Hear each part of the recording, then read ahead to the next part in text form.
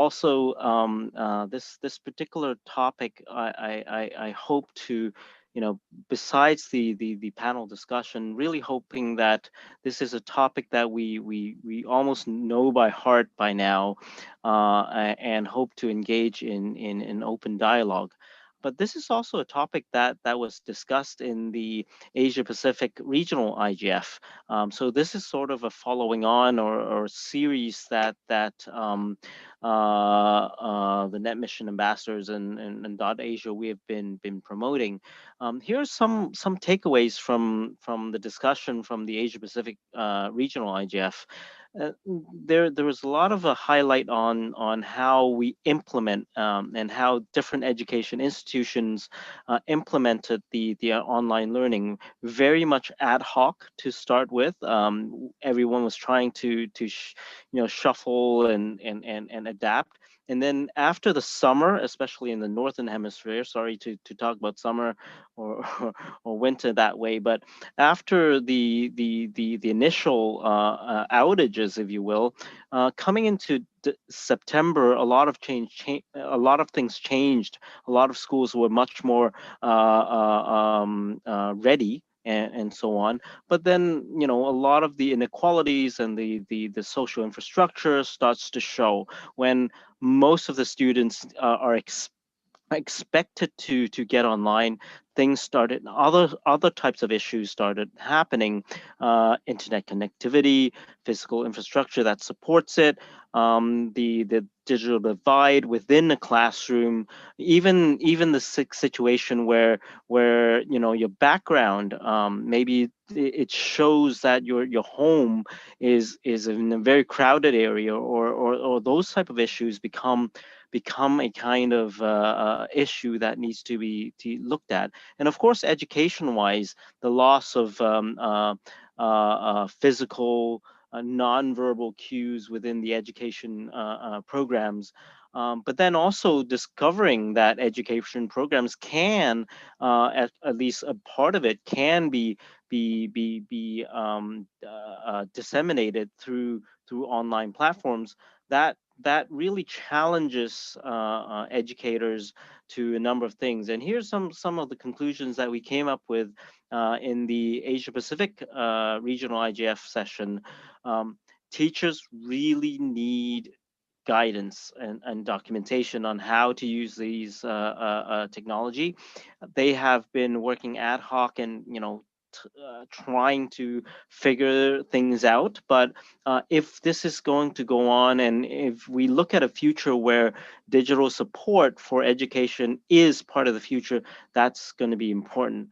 How we approach it, the utilization of them, and really to rethink what we often talk about the new normal these days, but what would be the new normal post COVID, afterwards, the next pandemic, well, hopefully not, but the next epidemic, or post COVID, back to normal. What we have learned today inform us for the future? So those are some of the things that hopefully we will touch on. But before I pass it on to our first speaker, this is what it looks like in my kids' classroom today, which is really interesting. Think about the a few months ago, and usually you would have a bunch of kids and tables and stuff, and most of the this is a setting where it's back in my days, which is like 30 years ago when I was, well, sorry, 40 years ago. 40 years ago when I was in grade school. Um, this is the setting of the classroom. Nowadays, usually classrooms are in little clusters, right? Little groups and so on. This is not your typical classroom, but now they're back to this. They're back to doing this, but not only that, that's more. Look at all the barrier that's surrounding each of the kid. That is a very interesting time. I think this is a very interesting time in the entire education system that we're looking at. And hopefully this session will lead us into not only talking about what happened in the last 9 months battling COVID, but leading towards what the future might look like for education with that learning. and with that infrastructure in place. So without further ado, let me have our first speaker. I'll go by the list I have here, with Veronica first, and then Tim, and then Rila, and then Paula. So I'll pass the time to Veronica, who will talk a little bit about her research in terms of the digital behaviors and the youth in terms of inclusion and in response to COVID. Veronica. Thank you, Edmond. Well, thank you to all of you for being here and for having the patience to go once again through a debate about education. I'll be honest, I think if I am to share Edmond's perspective is that we are talking a lot, but it's also that we might be remembered on the wrong side of the history in a certain way, because it's like we are just discovering, that online education is a thing, first of all, and that we can do it. So of course we are forced about the circumstances, but so many things could have been foreseen or at least anticipated a little bit. So probably this is the food for thought for all of us. I mean, it is the way we prioritize digital issues and digital learning as a whole, as a process, as an organized and structured process. So it's not just accidental as it is right now. I'm also afraid a little bit about this inflation, about digital everything, and not so much sure that actually digital it is reflected in any recent policy. So it's just little and short-term programs and projects that we can see and know structural changes that can actually anticipate at least what's happening in 1 or 2 years from now. And with this in mind, I always believe it's always good to start from the data we have, really. And just a brief introduction about me. So I am Veronica. I am based in Romania, but I do work for many years now in a European international context. I have been working in the youth sector for about 15 years. And let's say lately I've been working with the youth partnership between the UN Council of Europe, UNDP agencies a little bit as well, to frame a little bit and have a better in-depth analysis and understanding of how youth participate in the new digital world.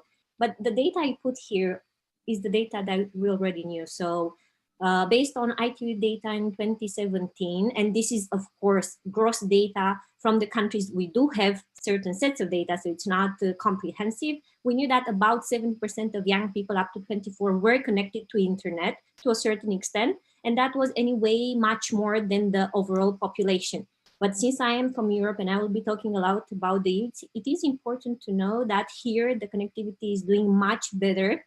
So at least in terms of internet usage, we already had young people connecting about 97% quite often. So not necessarily daily, but at least a couple of days, 1 week. And again, even the overall population was doing very good. But then here is the data that I never understood. Why is not reflected in the national policies and sometimes even the European institutions framework? That is the skills. And do imagine that I come from Romania, and Romania ranks the lowest. So we range between Croatia, who's doing impeccably, I dare say, in terms of digital skills of young people, more than 90%, and to Romania, which barely goes about 50%. So the differences, at least in the EU, are enormous. But then if we add the UK and the Nordic countries, the situation is not any better. So definitely some things could have been a bit differently even during these months. And here I will share a little bit of the insights. I have worked on the research on youth digitalization inclusion. Also, kind of fun fact, we have started working on this last year because digital was becoming a priority. We never knew the crisis was coming, but the data is rather important, right? So you remember, yeah, 95% of young people in the EU use internet daily. But what do you know? And I'm happy that we have a UNESCO representative here, because their global monitoring tools show that at the peak of the lockdown, 91% of world enrolled learners have been impacted by the lockdown. So it didn't help anything, and I think here the discussion should break a little bit between access to technology and internet and what else is behind that. What was, when at least these obstacles, let's say, were not at the center of the problem, because they will also be part of the solution in the future. And these are the details I would like us to have in mind. We are talking about online learning, but it is not online learning. This was distance learning. So we improvised everything and whatever we could through the tools we had available. But this is not online learning, and I stress that because online learning does have a methodology. This does have learning objectives, and it has a different way of happening. We didn't do that. We haven't trained our teachers, we haven't trained our youth workers or pedagogists of any kind, educators, to actually be able to deliver this. Now they're simply improvising, so distant learning is probably the best that describes it. And then again, you know, young people connected to internet, some of them consider well skilled, but how are they using the technology? That should have been a sign so long time before. So in the EU alone, and this is data for 2019, just 5% of them were using it for online education and about 30% for civic engagement. But they were using it a lot, of course, for social media, entertainment, and some of them, and this is quite considerable, for seeking health information or applying for jobs. But at the same time, we were missing many other things, and the education online should have been right there, high on the radar. And then we go deeper, and the deeper part, I think, it's the one should concern us, because these divides, these inequalities that exist between mine countries and the highest level developed in the EU, and imagine about this looking at the entire world, from Asia to Africa to Europe to Latin America, and so on and so forth. Young people, and probably all of us, were not actually designed to work in front of technology. We feel confined and suppressed by this technology, and that's why mental health became quite an issue. The issue would have been as well if we, at least as much as we could have through the services that were created, we could have provided support for this. And for those that will be interested in the research, we are trying to map some models, some practices of organizations and people who have done a little bit on this, because these services could have been in hand, at least, for half of the population that was connected to the internet, and for the 70% of young people, because their loneliness, their risk of suicide, the domestic violence that increased while staying and learning and working from home, it's really concerning. And this domestic violence came especially for children, very young people, and women. So this reality should be really concerning for us. But then, of course, we did survive, in this world. And I think this is important to be remembered, that we have survived with little to, let's say, next to nothing organized help, because some other tools were in place. And even for the EU, remember again, 95% have access to the internet almost constantly. But how many of them were able to work remotely? Less than half. Because also, many of them were impacted by their job losses, not just that they didn't have the possibility to work remotely, but also because jobs were disappearing. And I think these will be effects that will haunt us on the long run. But also because we have been through another crisis and we can see the numbers already, we can anticipate the policy. So my mission today is to say all these data have been there before. It is now what we do with it now, not in 2 or 3 years from now. In terms of platforms, well, this is also from another research I have done. It's Zoom. Zoom is the winner, followed by Microsoft, by Google. Again, the research will be available to all of you. But it is important to say these platforms, like this one we are using right now, they are not educational platforms. They are not job management platforms. They are communication platforms. But that was missing a lot, especially for educators, because the content was not there. It was a tool. And actually, it's a tool that we have been abusing a bit too much. And since time is running by, I would like to highlight some other things as well, because we were living at home, and living at home means learning and working, but it also means being exposed to all sorts of content, and the content was challenging here, because it's clear that young people have been effective, and this acknowledging, admitting that we are discussing now about data that we have identified through online research. But online research in itself is limiting in terms of who actually responds to that. So we are elitist in our own ways. But still, the fact that young people, at least a quarter of them, identified that they're being influenced by the news and the sources of information, it's quite challenging. And I will not go into the safety and security issues, but I do think that what we can learn from now on, at least, is that we need a more inclusive approach to education, to developing digital competence, but also a more standardized one. I have included here 2 frameworks, one developed by UNESCO some time ago, another one by the European Commission, who look in the entirety of what digital skills, media, information, so on and so forth, because we need to discuss about that. We didn't discuss about this before. So we are discussing about digital inclusion. It is, of course, a matter of access, and that has to be seen probably as a universal right. So after this IGF, I still hope that the UN will take on board at least this recommendation and create a space or maybe a regulation on that access and universal free access to the internet.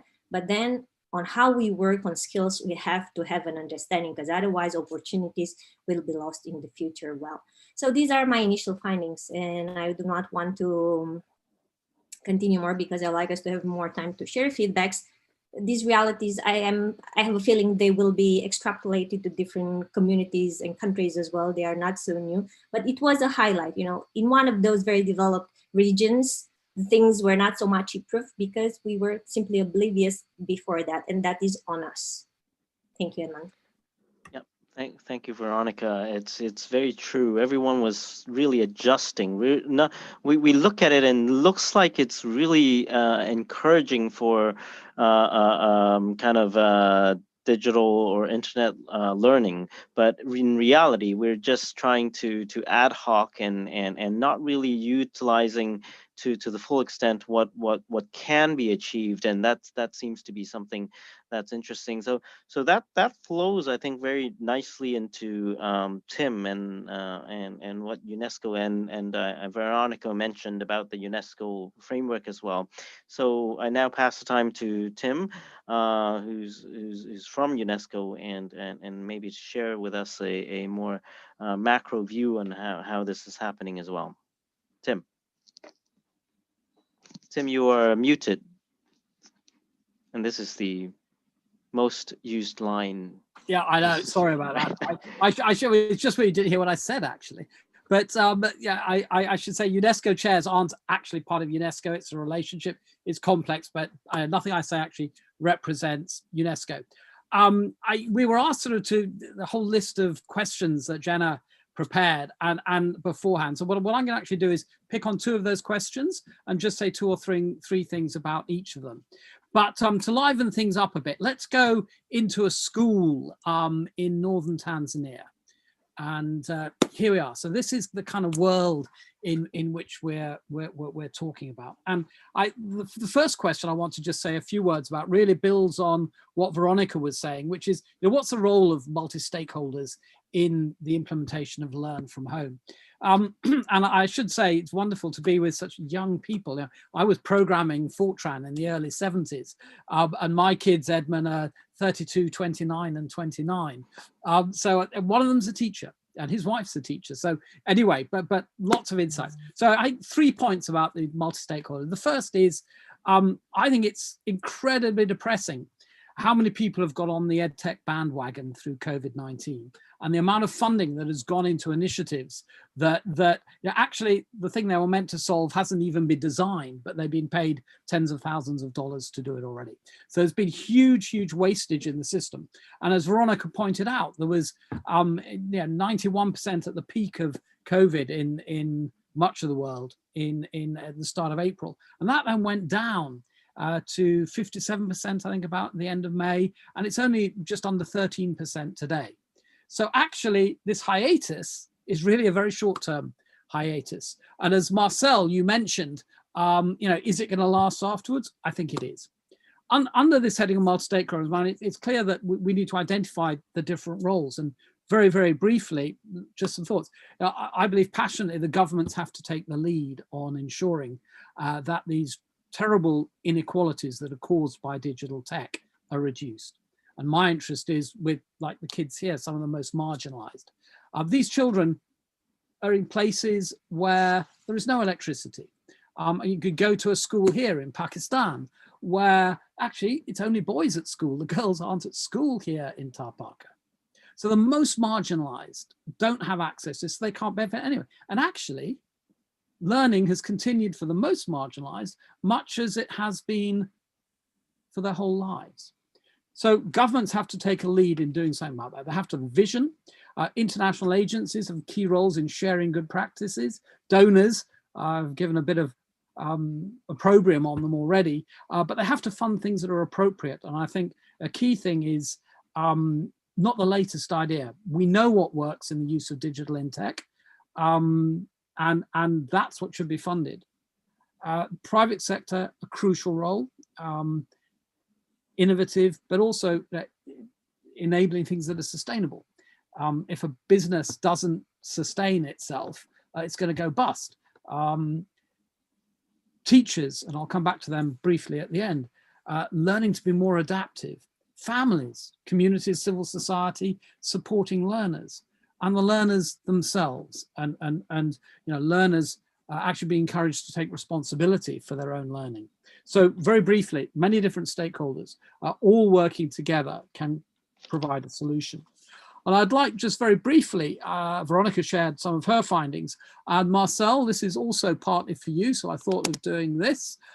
We've been working over the last 6 months or so to develop a report on how education using technology can be used to serve the interest of the most marginalized.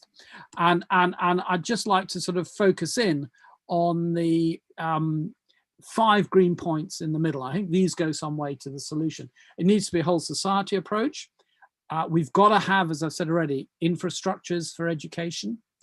We have to be, if we look up here, they are content specific in both the technologies and the content. We have to ensure that there are appropriate pedagogies, and this point that Veronica also mentioned about safe and secure, terribly, terribly important, because if we have horrendous examples of where children, particularly girls, have been incredibly badly treated and harassed and abused in their learning online. So just some thoughts about multi-stakeholderism. The second question that you asked me to, or asked us to talk about, Jenna, was, or that I'm picking up, is question 5. How has the pandemic redefined the role of educators in society? I think that's absolutely crucial, and just 3 reasons why. I think, from all I hear in different parts of the world, one of the biggest impacts, and Edmund, I'm not sure if you're going to agree with this, but one of the biggest impacts of COVID-19 relating to educators is the huge respect that families, grandparents, parents now actually have for teachers, because they realize just how tough it is to train their children. And I think we have to use that moment to go back to what we've known all along.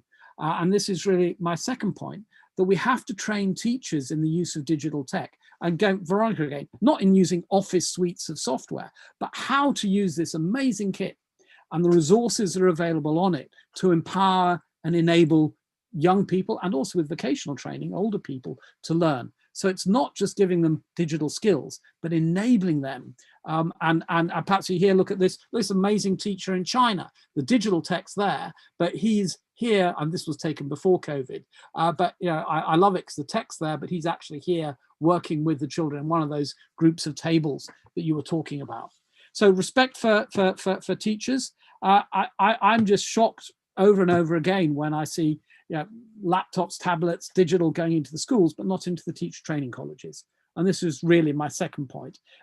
Story, in some parts of the world, I've been hearing stories of how teachers are trying to teach as they do in classrooms with Blackboard, but using WhatsApp on their mobile phone. I mean, that doesn't make sense. So train teachers appropriately, give them the skills, not just learning Office. And then just finally, and again, in response to some of the comments on the chat, and maybe to disagree a bit with you, Veronica, and maybe just because I'm old and have been doing this for 50 years, almost. But yeah, we know what works. We're on a continuum. The first time I was in Africa working on digital in schools was more than 20 years ago. We know what works. We know how to do it. And COVID has accentuated those trends. It's been used as an opportunity, particularly by the private sector, who are making huge fortunes out of it, and not really serving the interests of the poorest and the most marginalized.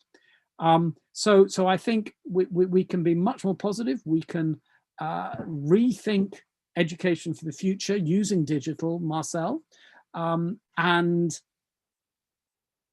make sure that in the future, when something else like this happens, or in countries where there's a tsunami or an earthquake that disrupts education, we can move seamlessly into new resilient education systems that use digital technology to serve the interests of everybody, the poorest and the most marginalized, and not just the rich.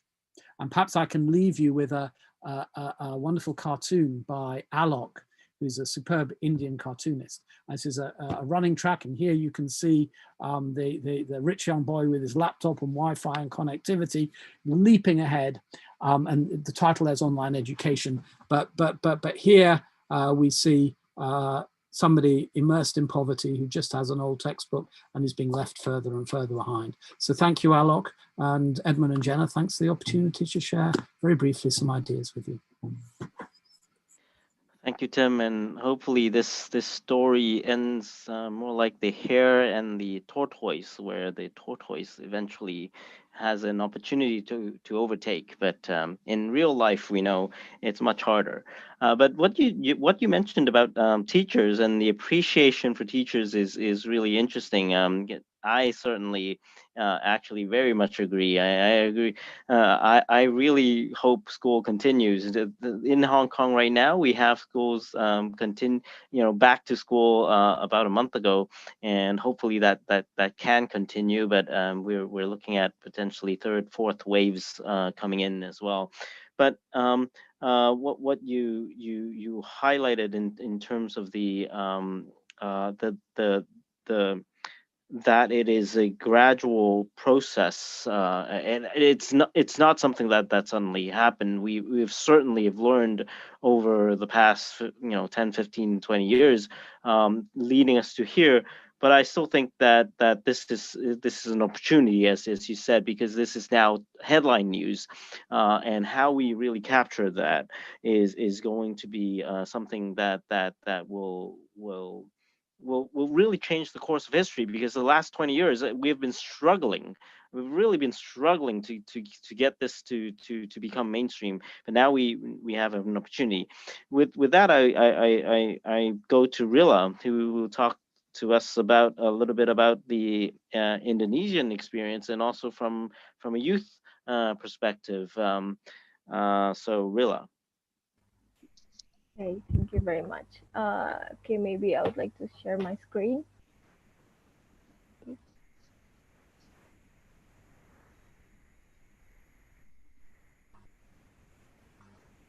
Okay, so thank you very much. I'm Rila from Indonesia and represent Internet Development Institute. It's a legal association to promote like understanding and positive use of internet in Indonesia.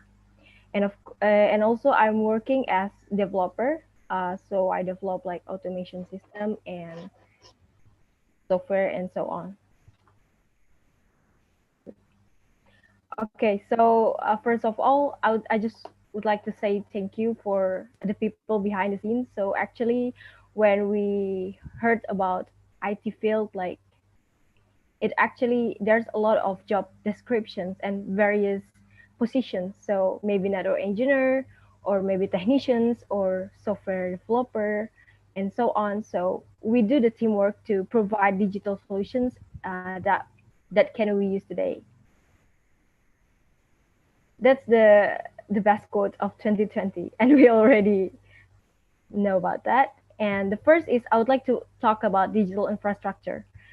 Actually, in this year, it's really it's really hard actually for me as the technical community, because we get a lot of requests and demands, but at the same time we are very thankful because we can help everyone with our skill and so on. And even I'm really happy that see that President Indonesia say that he will give the internet reach to the remote areas, and it's really great for me. And even I've traveled to other cities in kind of remote area, and it's really great experience to help the others to uh, to know and to can use the internet. And the next is data usage, it's actually the practices now. For example, like the internet package, we just we have to separate. So, for example, like 15 gigabytes and the 10 gigabytes it's for the video conference, and then the 5 gigabytes is for the others. And it's easier for students and even for the workers because mostly we use these apps. And uh, and because the all of the ISP and mobile provider uh, have a partnership with the government, and Ministry of Education Indonesia give the subsidy in like internet package for students. So the teacher will register the student phone number, and then they can use the internet for access Zoom, Teams, Google Classroom, and that's the best practice that happens in Indonesia right now. And and my brother is in senior high school, and he still do online learning. Okay, this is the learning management system, the additional. So this apps, it's really famous in Indonesia, and it provide additional lessons for students, and also they help the government to give the additional skills to the students, to the fresh graduates, because it's really important for them to to get the other knowledge, and then to get the IT knowledge by these apps. So I've developed some learning management system actually for some school.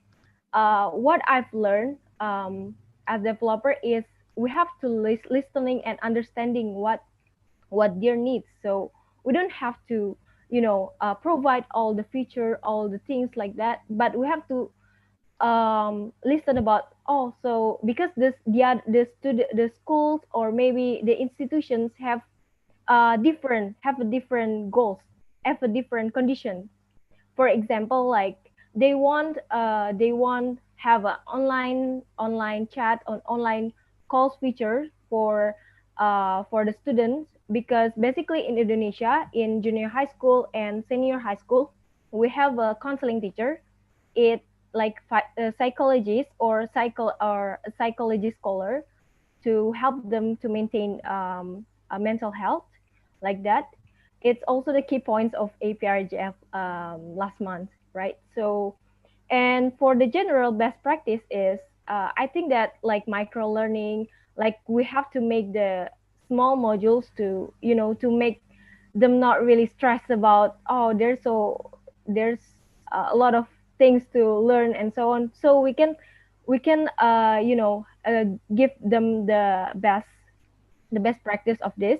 And for the interactivity, the UI UX, and the gamifications, it's what I've said before is on demand. So for example, like maybe the elementary student need it because like on math it needs the gamification, so they they were not bored about lessons. But maybe for the university or so on, maybe has a different treatment like quiz or anything. And the last is mobile learning. I have to counter these things because for mobile learning, not all of the students have a laptop, or so they just have a smartphone. That's what happened in Indonesia for now. So we have to ensure that they can access from a smartphone and from laptop also, so it can use anywhere. And for the space repetitions, it's kind of maybe we can put the we leverage the algorithm. So we which for example, like, oh, the student get the get get the answer wrong, or the right ones, and we can focus on the wrong, and we can give the those questions again to repeat the questions to gain the memorization. And the next is the best practice, like the other speaker said before, like user documentations, user guide, and training. Actually, it's not only effective for the teacher or for the students, but it's also for the engineer itself. because um, in my experience, I have to sometimes I get the handover for some people, and it's and if there's no user documentation or some like things like that, it's really hard for me or for the others to to update the software or update the system. So it's really great. It's really great practice, I think, for the user documentation or for the user guide in the learning management system. We can make it kind of the user guide inside the system itself. Like if we hover the feature, there will pop up the functions and so on, and we can use we can implement by their demands. The improvement in technical community. So what happens in my country is the Ministry of ICT provides like official international certification. Like they have a partnership with Oracle, Cisco, Google, and so on.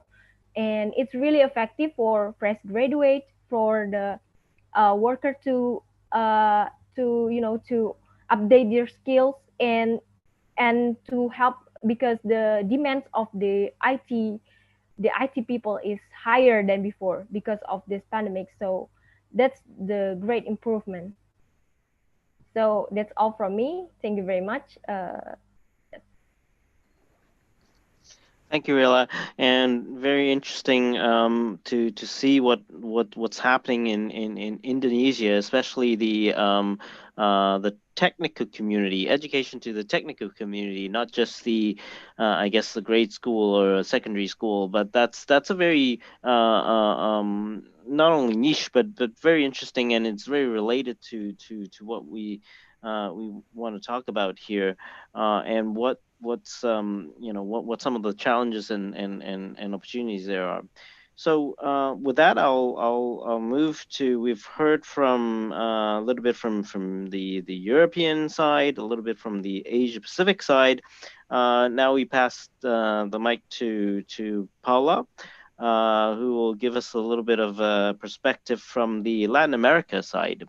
Paula. Thank you, Edmund. Good morning, good afternoon, and good evening to everyone. It's great to be with you all today. First of all, I want to thank the IGF Secretariat, as well as my fellow panelists and organizers for giving me the opportunity to participate in this important discussion. Regarding the challenges and the limitations faced by the management of the schools and educations and educators in my region, I must say that according to the World Economic Forum, in Latin America and the Caribbean, more than 154 million children are out of school owing to COVID-19, or about 95% of the enrolled students are temporarily out. Students in more developed countries have moved to online learning, but unfortunately, digital education is not an option for everyone, and I see the audience has been discussing this on the chat. And a study carried out by CEPAL concluded that in many LAC countries, the percentage of children under 15 years old who are considered internet users is under 50%. This result exposed the region's significant digital divide. And after this, I will share on the chat the link to the study. Also, the IDB's Educational Management and Information Systems study revealed that most of the countries in the LAC region do not have basic digital conditions, and therefore they're not in a position to provide online education to all students, except by Uruguay, that is the only country in the LAC region that has basic digital conditions. During the Youth Like IGF 2020, which took place in early September, we had an informal debate about home, which I had the pleasure to moderate, and Roberto Zambrana was part of it. Thank you, Roberto, for joining this session. Please.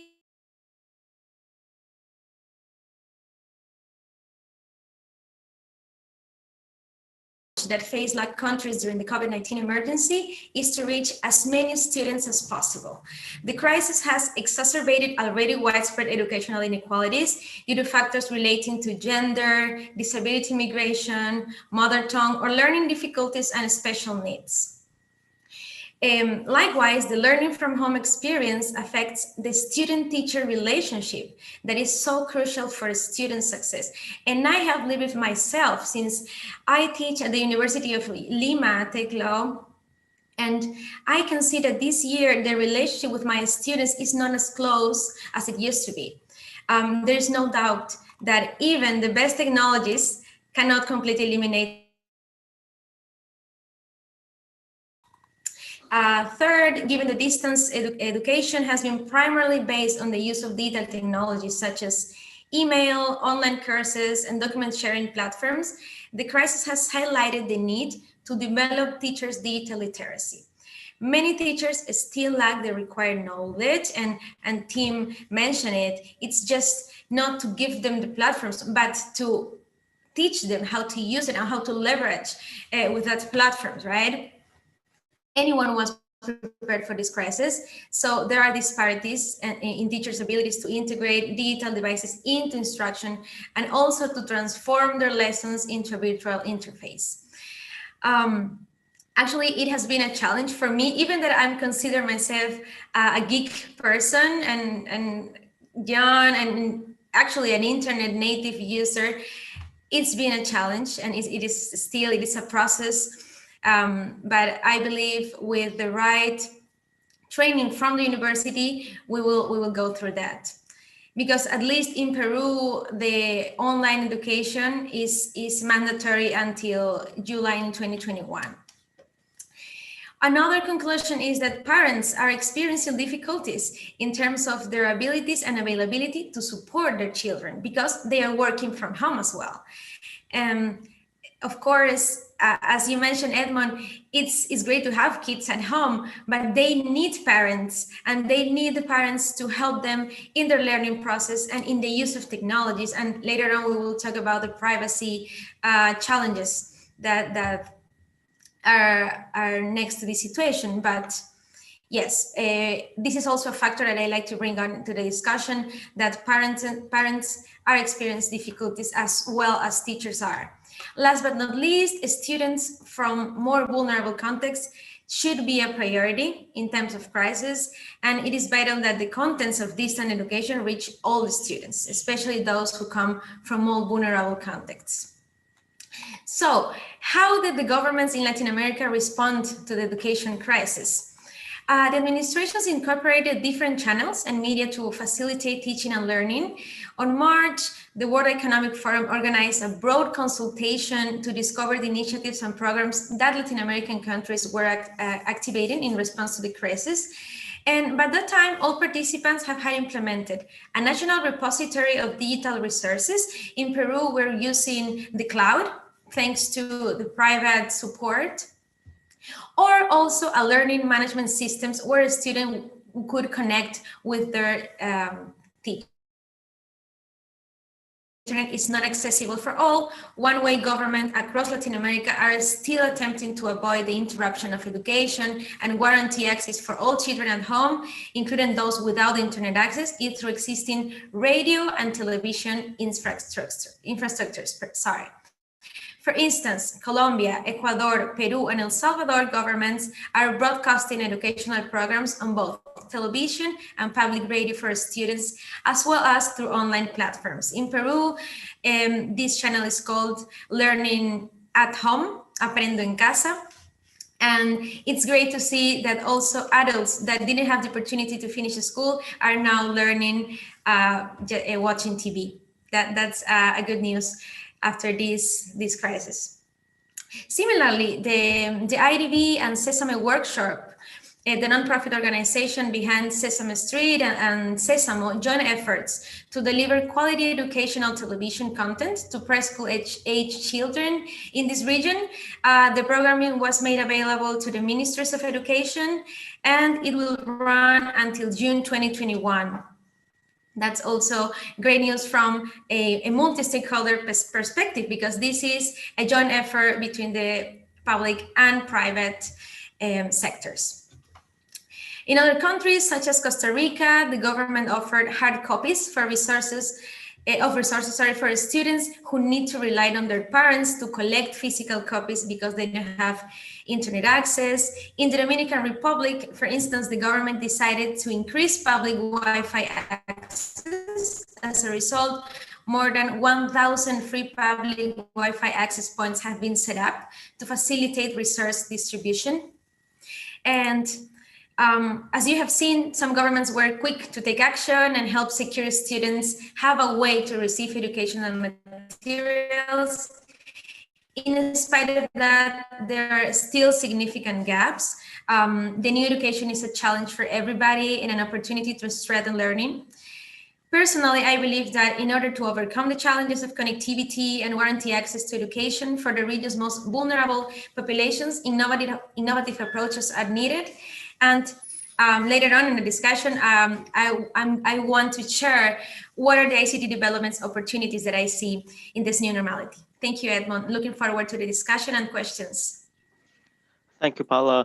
And it's very important issue in terms of the digital divide issue, and people and students having connection in order for education to work, and also to not leave people behind.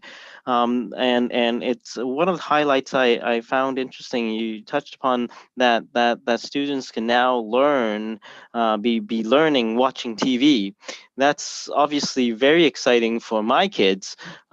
Just a year ago, we would be in this forum talking about how to limit screen time for kids, and I'm looking at how to limit screen time. But now I cannot, I cannot. There is no logical argument to say you're not supposed to look at your tablet for more than 3 hours, because you're actually having school through that for 5 hours. So now we have a challenge for pulling those devices out of kids' hands. So on one hand, we have an issue of digital divide, having devices to people. On the other hand, I think there is an interesting dynamic that how do we ever get these devices out of some of the kids' hands? So I now would like to move to more interactive discussion with everyone participating here. I'm exciting to see a number of questions that are already in the Q&A box. So I encourage everyone to put in your question through there. But I will be biased, and whoever puts their hand up and is willing to speak up, you have the priority in my mind. So please feel free to put up your hand, and I'll pass the mic to you to ask a question or add to the discussion. But to start off with, and put up your hand at any time, because we'll keep a queue, and no worries for whenever we're speaking, you can still put your hand up. And we'll come to you. But as a first question, it seems that I note that both Tim and Veronica has responded to this question. But this is to me a very core question to what the session really want to talk about is, what does the future hold? How do you see eventually, hopefully, fingers crossed, that we will come out of this COVID, right? We will come out of COVID, and we will get back to, whether you call it the old normal or new normal, we'll get out of this. So how do you see going forward? Will we really go back to the usual classroom settings? And this is a question for all the panelists. Do you see us? Do you see education going back to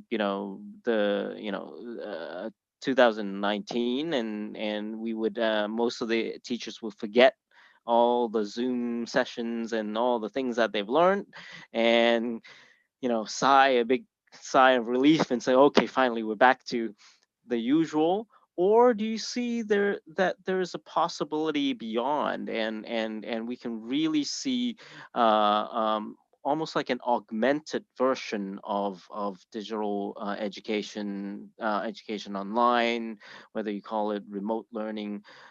Are we is there a future where we would see a hybrid being developed? And what are the key elements? Is it the technology and the digital divide issue? Is it more of a management issue for schools management decisions? Or must this be a government policy direction issue? What does the future hold, and how do you see whether we would see a hybrid or whether we would see us go back to the old normal? Anyone want to jump in? Yeah, sure. Please, Veronica. Well, tough question, I think, on the mind of everyone. I don't think there will be either. I think, first of all, we should not go back. We should not stay as we are either. Also, the hybrid, I think, has different understandings and practices even right now. So I cannot assume that it will be realistic to say we have one class of young people and another one in parallel staying online right now. I hardly have the feeling that will ever work. But blending them and using online tools, online videos and materials complementarily within the class and outside the class, yeah, I think that should be the norm.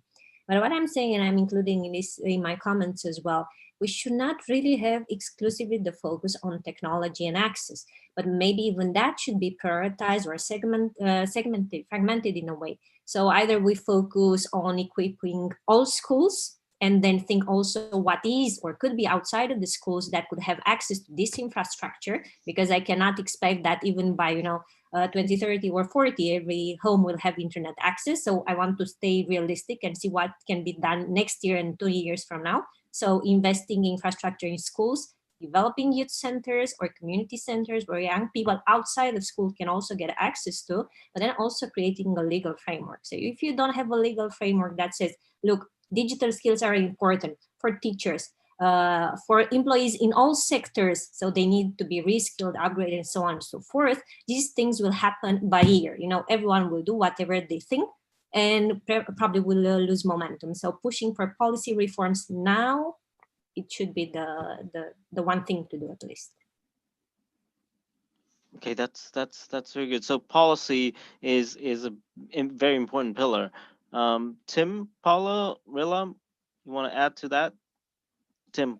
I'll go, and I'm tempted to be very provocative. I think one of the lessons we've definitely learned is that even before COVID, digital technologies increase inequalities in the world. I'm very against the use of the word digital divide, because that implies it can be crossed. It can't. It's getting bigger.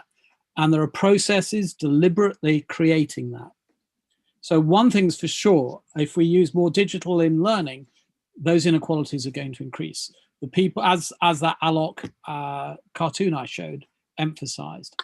And yeah, everything will depend actually on where we focus our attention. It's going to be context specific. We've got to remember that there are tens of thousands of schools across Africa that don't have electricity and connectivity. There are millions of children across the world who don't get near a school. So all of these global initiatives to connect every school are actually increasing inequality, because they're not concentrating on the needs and the lives of the poorest and the most marginalized. People with disabilities, children living on the streets, refugees, the list is huge. So yeah, I think that picture is driven by the interests of global capital, who are making a huge amount of money out of digital tech. And until we completely restructure that, we're not going to get much change. And jumping longer term, I don't know how far in the future you want to look, but I very seriously, and this is a provocative bit, believe that the future, people are working on creating chips to put in our brains, neural connections, so that all the knowledge you will need as a bio-robot, semi-human cyborg will be chipped into you. You can reboot, upload when you need a regrade to your new job. Unless we're very, very careful, that is where the future is heading. I said I'd be provocative. But of course, it depends on whose chip. Is it the Microsoft chip or the Apple chip? And who is doing the chipping? Are the rich and powerful going to chip themselves for their better life experience, or are they going to chip the proletariat, who are just automated to do things? That's also depending on that's really, really interesting question. And I don't know the answer to that. I think it'll change over time. But let's see. Yeah. And whether you get the Wikipedia in here or the Baidu Wikipedia in here. Right. And but one of the things, I wanted to jump on this. Hopefully, Paula and Rila can add to this. But I want to jump on Tim, since you throw this provocative side. You're saying that this is going to increase inequality. Is there a scenario where we can address this? Obviously, as an absolute situation, I understand that, but is there a scenario in your mind that the right types of government policy can actually help these types of digital learning to for the betterment of at least a majority of people, if not, understand the ultimate, the ultra vulnerable ones. But is there a benefit to this, or you see that, we really should, forget about this and go back to paper and pen, where we can establish better equality and then address issues on the longer time scale? Before they answer, guys, yes, definitely. But it needs a complete change of heart of the whole sector, and particularly governments, to lead on the focus of equity in education. We've had the agreements around equity in education. Almost no, our government certainly hasn't delivered on that. I would say no. You mentioned, Paula, Uruguay.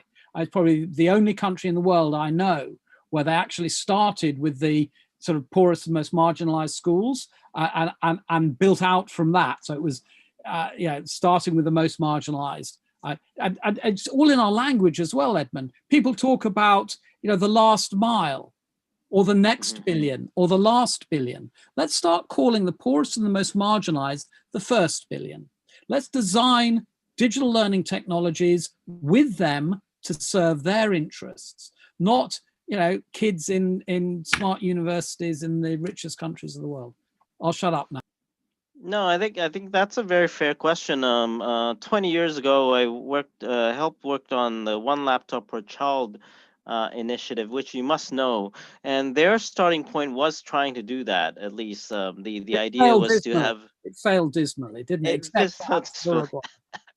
Okay, so I'm not talking about whether it was throwing kit at a solution. It wasn't really beginning with the learning needs of the poorest and the most marginalized. It was a great idea. And it's just the same as giving tablets into schools across the world, which are often for, just before elections, so people will get elected because they think of their gift. No, it's a very fair statement, but I think that flows into, Paula, if you want to pick up on that, is Uruguay and some of the things that you talked about. Is there a kind of a better future where we can actually use these technologies to bring about better equality in education and make the education quality better as well? Paula, or? Sure. I want to complement what just Tim said. Here in the Andean, Samsung had a very good initiative to create smart schools. However, by bringing just tablets and not teaching or giving all the skills needed to the teachers, right now these smart schools are not being used, for example. And it was before COVID-19. So yes, I am a little bit more positive. I believe technology can be a democratic tool, but the government needs to establish holistic policies in order to tackle these very difficult. The Andean region, for example, in Peru, or in the North Coast, they don't have. Okay, Tim. Maybe all your experience made you more like critical on this stuff, but yeah, for example, in Latin America, I am pretty sure that a hybrid education needs to be established, because just online even though the president mandate that it has to be online until June, it cannot be like that for these months to come, because children are not receiving the quality education that they need. We've seen professors that go home to home, walking in the highlands, just to do what they're committed to give education, but it's not the way, and the government needs to be more responsible and give them with all the assets needed to educate as well. Thank you, Bala. Yeah, so it seems like the consensus is that the government policy and direction is fundamental to whether this could work into the future. Right now, we are looking at a situation where it's a once in a century kind of a situation where suddenly people ad hoc has to solve certain questions, certain issues, and we were in this situation. But Rila, I wonder if you want to add anything to this, and but your community specifically on educating technical expertise might have a very different situation, and how do you see the future for that? Um, I can see that maybe it will be still blended learning, because I think the full online learning mm, will end. I mean, like blended learning, because actually, like students, like elementary student or kindergarten students, they have to like play with their friends like face to face. So I think that when the COVID-19 is um, end soon, so it will be better for blended learning. And for the remote areas and the students in the remote areas, I feel like I really hope that the government um yeah uh, give the enforcement to to can establish the internet connections like I've worked before. But because there's a lot of islands, like 80,000 island Indonesia, so we have to take it step by step. I hope it will be established, all of them, like internet coverage. Thank Yeah, you. thank you, Rila, and I'll move now to each of the Q&A questions that we've received. But again, I said, if anyone is willing to put up their hands, I'm gonna I'm gonna prioritize any brave soul who would put up their hands and join the conversation. So we do have, but right, I'll pass it on to Roberto first. Roberto. Hello, Edmond. Nice to be here. Good morning, good afternoon to everyone. It's actually great to see all this experience shared by you, by the panelists, but also for the different attendance to this session. I would like to share some points that I've heard. Some of them are already mentioned in the chat, but since this rich chat will not be allowed to see by the people that are going to follow the session later, so I think it's good to repeat and encourage the others also do the same. Well, what I want to say is that well, this situation found every one of us unprepared, no matter what region, what country, what developing situation we have. It found us in the same unprepared situation. Worst, of course, in the global south, where internet is still not affordable, and that indeed may increase digital device, as someone said before in the chat. Actually, it did in my country, because on one side, we have the private schools that were working and were continuing with their activities, but they are about 30% of the students' population. The other 70% actually couldn't afford to get connected and to continue normally their classes. And of course, they were in a very extreme lockdown, and sadly, they most of them lost the educational year. And the first reaction that the people had was to move classes to Zoom. And that's why Zoom was one of the best platforms to do that, because it's really friendly. But of course, that was a situation for those that could use Zoom, for those students that could afford this platform. For others, the option was to implement learning management systems such as Blackboard, Moodle, Teams, Google Classrooms, etc. But these platforms responded well when you have proper training and also adapted content to deliver. But this is not the case in most of the universities or schools. And it was fine to quickly overcome the situation using this kind of platforms, but not smart to continue like this, because as also mentioned in the chat, educational process are not only about platforms, internet access. It's a very complex process that need a long debate and a long reflection among the different stakeholders, but particularly teachers, students, and parents and community.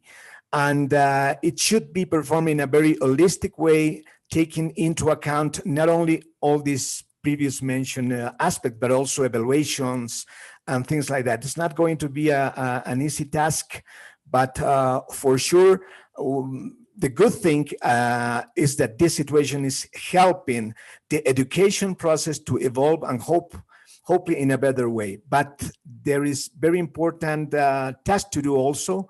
And if we're going to use internet as the main channel for doing this, well, we still need to work in inclusion strategies to really make the internet affordable for everyone. Thank you very much. Thank you, Roberto, for the comment. If I understand, it's a comment building on some of the discussion just now. Anyone from the panel want to add to that? Or, because if I'm not mistaken, it wasn't a question per se, but if anyone wants to add to it. If not, I'll go on to the next. Thank you, Roberto, again. And again, please put up your hand anytime. I'll prioritize whoever put up their hand. I think Paula was trying to make some comments. Oh, sorry. Paula, please. A very short comment, and thank you, Roberto, for sharing your insights. I believe that what Roberto said give us the conclusion that a multi-stakeholder strategy is needed. In fact, civil society has a great responsibility and a role to play in this situation, because when we talk about the privacy effects of using Zoom, for example, here in Peru, we have a digital rights NGO called Hiperderecho, and they shared with the Peruvian citizens what are the effects, how to pick the platforms, or for instance, you can see that the World Bank ethics team curated an extensive list of remote learning distance education platforms, and you can see they are organized by country. I mean, what we need now is information, and to have an informed opinion, we need to read and to see just not to use the platforms because they are available. And I believe everyone have a role in this. If we are youth, even if we are an agronomist, I don't know, we are internet users, so we can have an opinion on this. And it's important that we share and discuss these matters. Thank you, Roberto and Ed. Yeah. Thank you, Paula. And this is a topic that I don't see in the questions, but I would like to jump on as you highlighted in terms of privacy, because this is privacy is increasingly an issue, right? Especially at IGF and when in the internet governance discussions, it is always an issue and increasingly an issue. And this when we're really excited about that education can at least hobble along, what impact is it bringing? You know, as we go into these platforms on a technical level, the privacy there, but also on what I touched on earlier in my introduction. There are cases in Hong Kong where because of the classes requiring remote, connection, they usually, initially at least, ask everyone to turn on their webcam, right?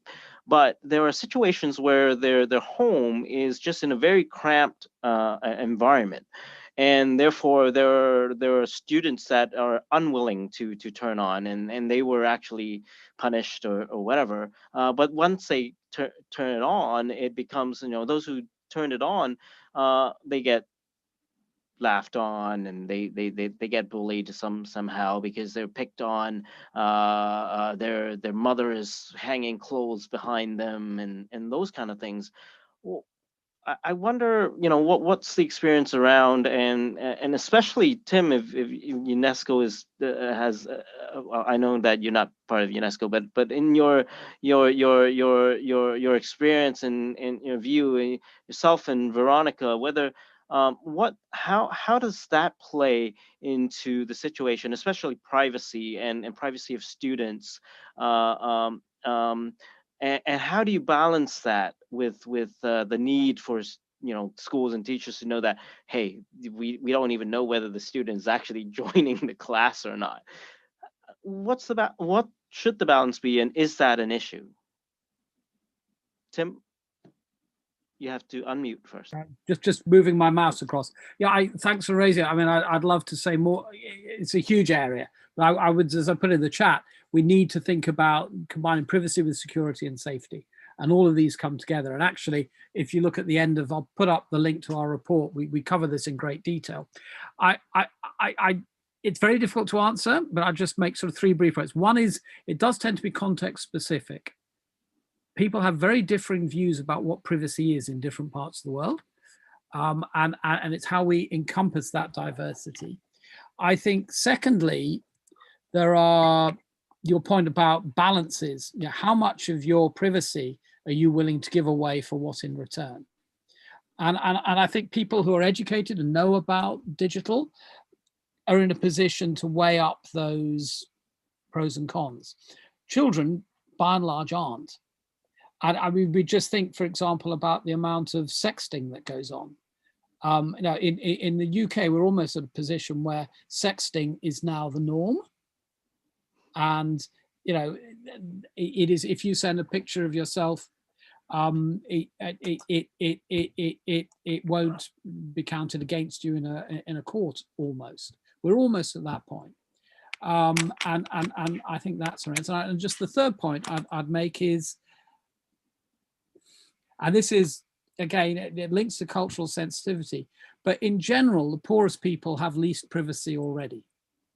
If you're living in a house with a room, a small apartment with 6 siblings, a mother, a father, and a grandmother, you're not going to have much privacy. It's totally different from the sort of small cellular families in many of the richer parts of the world. So, and this is really difficult, and I haven't quite worked my own mind through this. If you've never had much privacy, does it matter if you have no privacy online?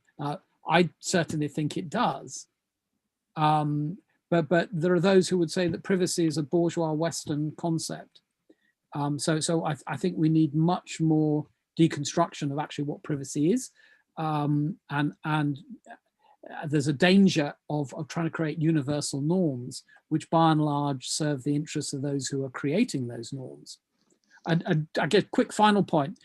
What do we do with all the data about school children? There are parts of the world where children's eye movements, body position are tracked online by cameras every 30 seconds, and that's fed into the teacher's device so they can see actually how that child is interacting.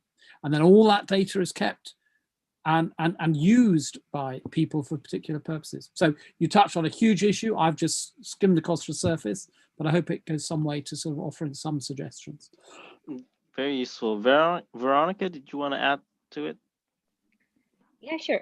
Maybe building a bit on what Tim said, but I think it should be a bit privacy in the context of education, which should be different than privacy in any other context as well. Because even here, it should be very much connected to the pedagogy and methodology as well, you know. So right now we are in a situation when basically whatever happened offline happens online, which is a wrong approach by itself, right? So that's a methodology problem.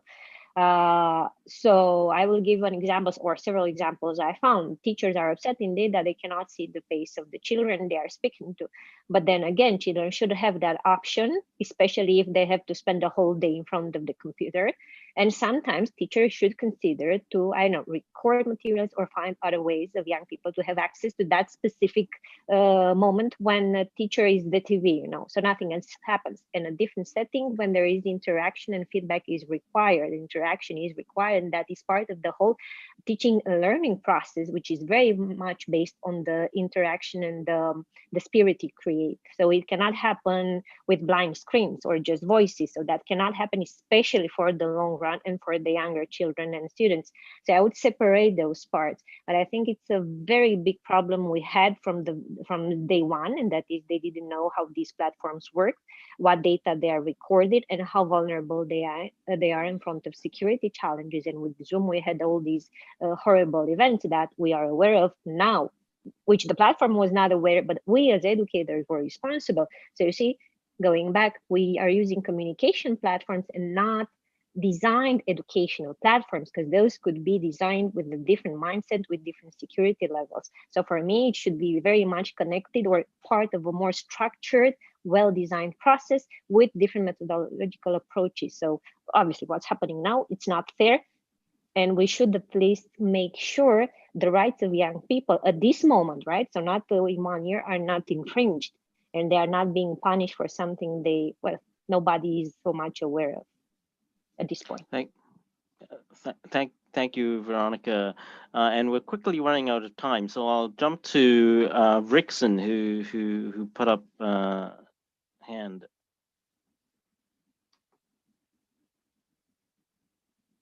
Rickson? I hope I got your name. Yeah, good morning or evening, wherever you are. Rickson Acosta, Civil Society, Brulac region for the records. I have been listening to all the interventions, are very great. I would like to recall something that Tim just said. That is, if somebody doesn't have much privacy offline, it doesn't matter how much privacy he or she has online. And it's trouble, that's troublesome something, because yeah, I know it happens that way, but it's a trouble because those persons, the most left behind people or children, they don't have a digital literacy and ethics. And well, not only maybe a teacher tries to give information, positive information, but they have a phone. And the parents say, okay, you can use this phone for classes, but they also use it for any other things. And they can get a lot of material who are not properly for children or even adults. So it's a very trouble issue, the lack of digital literacy and ethics. I understand what Rila said, that her country is too big. It's about almost 2 million square kilometers with, I don't know, 10,000 islands. But here in Venezuela, there is also the trouble because the electricity doesn't get everywhere when there is electricity, even in the capital city. And internet service is very, very limited. So we have to, here's a very, very difficult challenge to adapt. Having been involved in the part of the question as a PhD graduate in educational sciences, and we have conducted studies this few past months, and even teachers, even adults having trouble getting used to technology because they weren't used to technology. They use WhatsApp or other things, Facebook, just to chat. And then now they have to use those tools and Telegram to know what the homework the teachers are sending to their children. And they have to control more than the children. And everybody has to be getting more digitalized, but it doesn't mean that they have been more literalized. So more digitalization doesn't really mean more literalization. And it's a trouble because if you don't put good digital literacy and ethics, it can go anywhere. It can go anywhere. And another last point I want to mention is, yeah, somebody mentioned about Zoom, another platform. But even in this, in about, I don't know, 10 months we have in the pandemic, people are already getting tired of Zoom meetings, Zoom webinars, even using a cell phone for in the WhatsApp or Telegram for classes. They have had it. They reject using platform. I know people that have conducted educational studies and said, let's meet, and the people, oh no, okay, maybe March, April, May, okay, using Zoom was something new, but now, oh, again, another Zoom meeting, what for, how long, what are you going to say, to teach me? So people are getting really tired of technology, especially for the kids for the educational use. So there has to be some kind of a trade-off control in the use of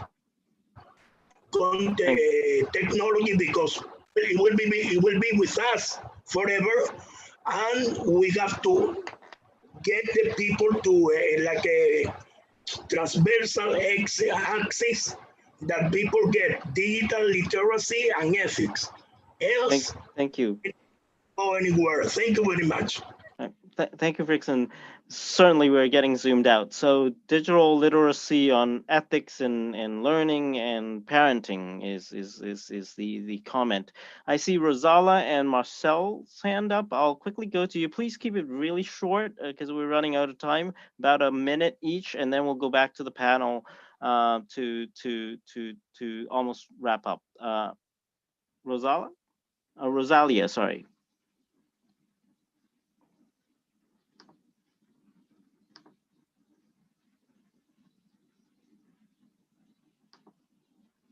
Rosalia?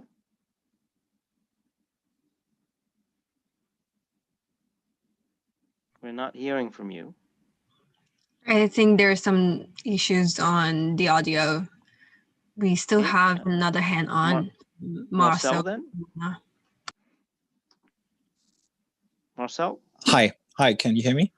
Yes, please go ahead. Okay, great. This is Marcel from Germany. I just wanted to make a quick comment on the Zoom fatigue, or however you want to call it. I don't think it's an issue of the platform. I don't know any student who likes school at all. So I don't think we will find any platform that any student will say, hooray, that's another class. We won't find it.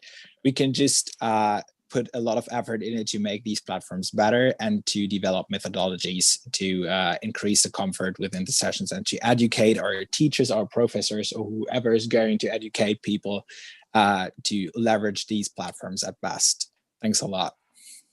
Thank you, Marcel. Rosalia, are you able to speak? I see that you've muted yourself, but you can try to unmute yourself. I try to unmute myself. There you go. We can hear you. Okay. Please go ahead. Referring to the dysfunctional digitalization that all panelists have touched upon, the ways that technology was supposed to solve the education problems, well, it won't. Technology will not do the education instead of us. So I think that the new normal that is coming to develop in a hybrid system will probably need also a new approach to education, participatory approach, involving teachers and parents and students in the process of learning, something that Siemens has called connectivism, a totally new philosophy of teaching, I think. So it's important to also to look at the methodologies of teaching, not only at the technological aspects and the push button problem solving that is not going to work probably. Thank you. Thank you, Rosalia. So the methodologies behind is highlighted. You know, the Zoom out issue, the Zoom fatigue issue, the digital literacy on ethics and learning and parenting. And I also see that in the Q&A, there's the question, especially to Tim, on what the KPIs should be in terms of the impact of the pandemic on education sphere. So I'll go around just as we had in the very beginning. Veronica first, and Tim, Rila, and Paula, you have the last word, and perhaps touch on some of these questions and your closing remark as well. Starting with Veronica, if that's okay.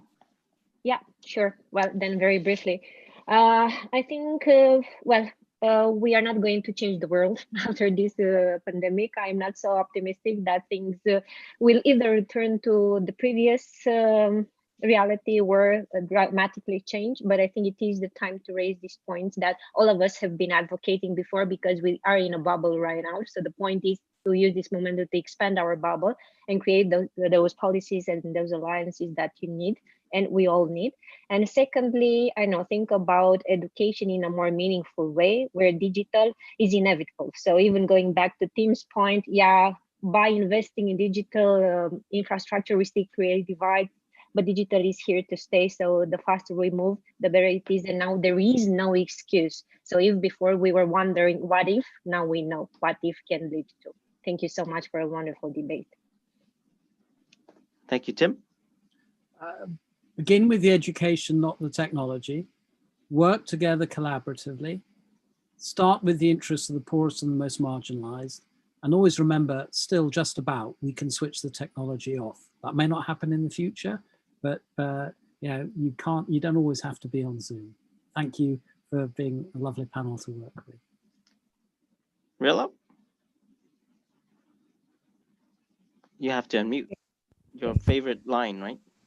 That's right. For me, I think the most important is the equity, because all of the people have a different condition, have the different goals, and for the technology itself is the only tool actually to make our life is easier. But if some of the technology make your life is not easy, so don't use it. So like that. And in my experience for higher educational system, like in this year, actually the current minister of education previously is CEO of Dekakorn startup. So that's why the person of the policy really influenced the system. So I hope that one day we can make the better policy in the future to solve the solutions of the people in the world. Thank you. Like, really, you have a special question. Which LMS are you using? Yes, I've typed it because I think the time okay. is out. So yeah, that's why. Please type. Thank you. Yes, already. Paula. Thank you, Edmond. I agree with Veronica. Technology is here, and the challenge is to ensure that new technology solutions have a positive long-term effect. So I find opportunities for entrepreneurs to start thinking about providing digital solutions and help families manage all the challenges associated with the shift to online education. So there are opportunities to brainstorm and reflect on how to better prepare educators, how to combine online and offline learning technologies. So this is a very good time for startups and local entrepreneurs to focus on innovative solutions. And I commit to support those entrepreneurs through the promotion of a technology-friendly legal framework, which incentivizes disruption, the use of technologies in a democratic manner. Thank you very much. I just thank you, Paula. I just see that prompted that I have a job to do, which is This IGF, we are asked everyone to make one very simple sentence to state what your voluntary commitment on pushing what we've just talked about forward should be in the coming year.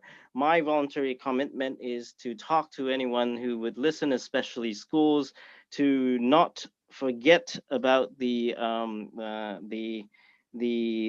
Zoom and the technology that you've learned, and to at least try to come up with some kind of hybrid or going on solution. Anyone, should I go just one sentence? I'll go reverse order with Paula first, Rila, Tim, and then ending with Veronica, and we'll end the session. Just one sentence. What's the commitment? I am committed to keep working hard to shape a better regulatory framework for a digital ecosystem and to put the human being at the center. And hope to see you all in 2021 in Poland. Thank you. Rila. I hope that we can live better, like keep health. That's it. Because yeah, that's the only thing that we have been already thankful for that. Thank you. Tim? Listen more, speak less, and post less on social media. I'm going to fail completely. Veronica? Engage young people in all these debates and whatever is following. They are the biggest users, the most affected. They need the most important role at the table of the discussion.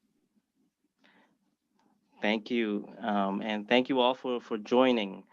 I don't know whether we are supposed to take a picture as well at the very end.